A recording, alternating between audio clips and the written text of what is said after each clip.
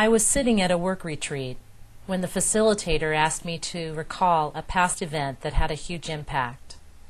She told me to close my eyes and express it in a drawing using my non-dominant hand. My marriage in San Francisco was probably the most significant event in my life.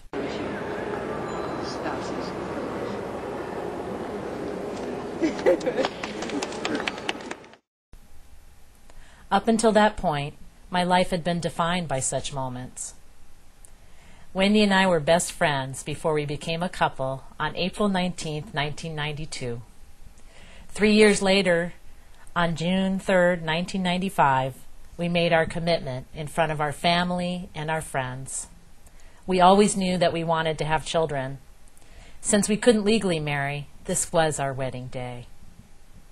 Coming out was something we did together, with a lot of support. Your Aunt Judy called today. She asked why the return address on your Christmas card included both your names. I told her, well, it's because Laura's a lesbian. Mom, you used the L word? Isn't that the right word? November 1st, 1996. We were the first to receive domestic partnership benefits at my college. January 2nd, 2002, Wendy and I registered as domestic partners in California. In February of 2004, San Francisco began issuing marriage licenses to same-sex couples. Wendy was attending school in New York, but we were willing to do whatever it took. March 10th, 2004, we were married.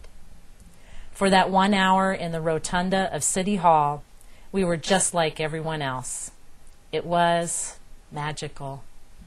I remember looking down the steps at the other couples waiting to marry, gay and straight. We shared that look of wonder and amazement at taking this defining step in our relationships. I felt the hope that comes from the realization of what could be. The week following our marriage was dramatic. Eager to share my story, I contacted the student newspaper. The reporter asked, "What experience have you had with discrimination?" I couldn't answer. Wendy and I had been embraced by supportive families, friends, neighbors, colleagues. Suddenly I realized my safe world was just an illusion. Have your friend fill out the enclosed application. It would be better if you stayed at a hotel. That way the kids won't see you sharing a bed. Next thing you know, people will be marrying their dogs. I've been telling them you're roommates. Healthcare flex benefits are federal, so they don't apply. Sorry. Your partner's benefits are taxed as income. As my joy turned to sorrow, my father became my sounding board. A Republican, he was so touched by my grief, he wrote a letter to the President of the United States. Our daughter is very close to us, and her partner is very much a part of our family. She and her partner traveled to San Francisco and were married the day before the California Supreme Court issued its stay. I cannot adequately describe the joy they felt to be joined by a recognized authority. It not only represented official sanction of their relationship, it meant the attainment of true equality in our society. I had no idea how much it would mean to them. But now I better understand how deeply hurt they have been over the years by discrimination. I could never go back to my safe world.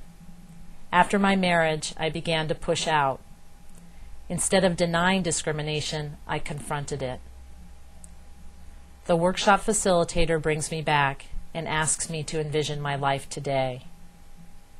Our son has transformed me in ways I could never have imagined.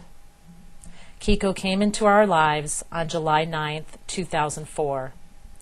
Asleep in my arms, his heartbeat became my own.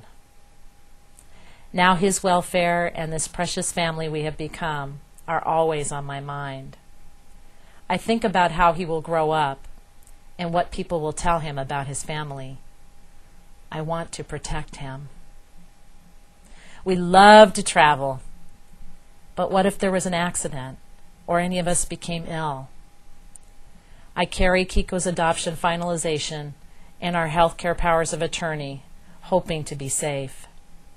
I wonder what it would be like to say, "This is my wife, our son," without question. The workshop facilitator again brings me back. What about the future, she says.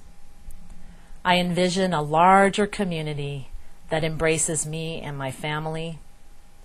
When I look at that circle, I think of my church, a place where I feel unconditional love and acceptance.